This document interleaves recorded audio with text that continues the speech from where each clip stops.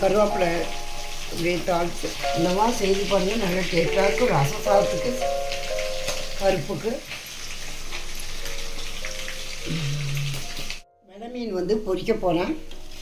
இது பண்ணி கழுவி பண்ணி வச்சுருக்கேன். அதுக்கு வந்து ஒரு 5 வரமிளகா, பூண்டு 1, பூண்டு வந்து ஒரு பூண்டு போட்டிருக்கேன். மிளகாத்தூள் 1 ஸ்பூனு, அரை ஸ்பூன் வந்து 1/4 ஸ்பூன் வந்து மஞ்சத்தூள், கார்ன்ஃப்ளவர் ஒரு 1.5 ஸ்பூனு. இது வந்து உப்பு, தேவையான உப்பு. இப்போ வந்து இதை அரைக்கணும். மீன் இப்போ பூண்டையும் வரமிளகாயும் அரைச்சிட்டு வந்துடலாம். கார்ன்ஃப்ளவர் மாவு போடுறேன். அடுத்து உப்பு போட்டுக்கலாம். உப்பு வந்து இந்த மசாலோடையே கலந்துடலாம்.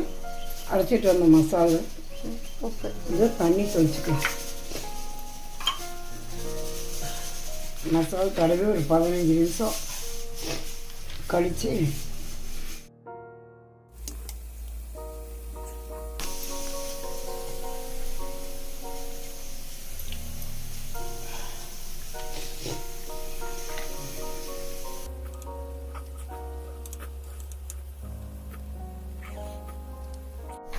அஞ்சு நிமிஷம் கழித்து மீன் பொரிச்சிடலாம்.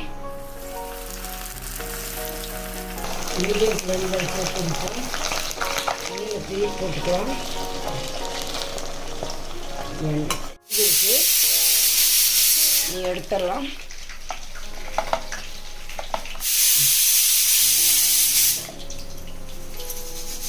கருவேப்பிலை இப்படியே தாளித்து இந்த மாதிரி செய்து பாருங்கள். நல்லா டேஸ்ட்டாக இருக்கும். ரசம் சாதத்துக்கு, பருப்புக்கு.